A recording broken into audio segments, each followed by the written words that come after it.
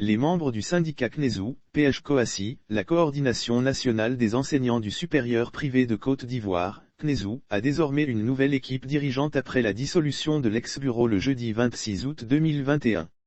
Ce nouveau bureau composé de 16 membres est mis en place à l'issue d'une assemblée générale extraordinaire de la CNESU tenue le samedi 16 octobre 2021 au groupe scolaire Saint-Cyril à la cité-compagnie de Yopougon Abidjan. Sur convocation du secrétaire général national Jean-Marc Bomisso, le bureau a été présenté à la face de la nation, à travers une note dont COACI a reçu copie, ce jour. Au cours de cette rencontre, le secrétaire général national Jean-Marc Bomisso Digumsa a fait l'historique de l'organisation qu'il dirige tout en faisant un point d'honneur à ses prédécesseurs.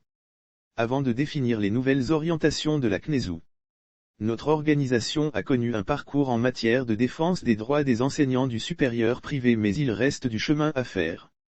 Notre corporation n'est toujours pas sortie de l'auberge et bien de difficultés restent être le lot des milliers d'enseignants du supérieur privé ivoirien.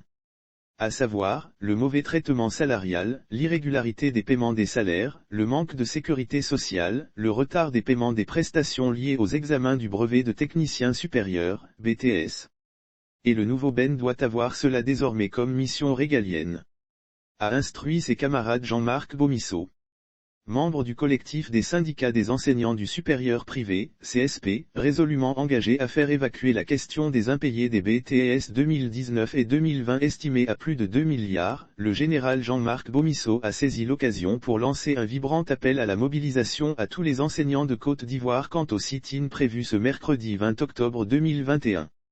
Chers camarades enseignants du supérieur privé de Côte d'Ivoire, ce sit-in de ce mercredi est capital pour l'appurement total de nos émoluments de prestations des BTS 2019 et 2020 estimés à 2 milliards que la tutelle ne semble pas à même de payer.